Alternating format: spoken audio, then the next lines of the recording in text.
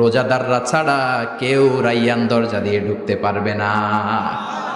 আবার বিষ্ণুই বললেন, একবার রাইয়ান দরজা দিয়ে ঢুকার সুযোগ যে পেয়ে যাবে চিরকালের জন্য তার গলার তৃষ্ণা মিটে যাবে।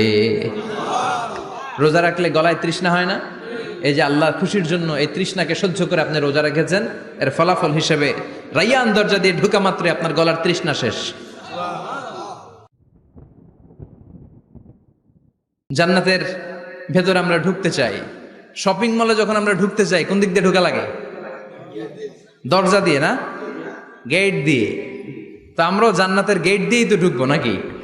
আমরা জান্নাতের কোনো না কোনো গেট দিয়ে ঢুকতে হবে। বিশ্বনবী ফরমান, বুখারীর বর্ণনা, ইন্নালিল জান্নাতি সামানিয়াতু আবওয়াব, জান্নাতের ভেতরে 8টা দরজা আছে।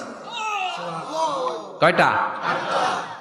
বিশ্বনবী একবার সাহাবাদেরকে নিয়ে ওয়াজ করছেন, বলছেন তোমাদের মধ্যে এমন একজন ব্যক্তি আছে, এই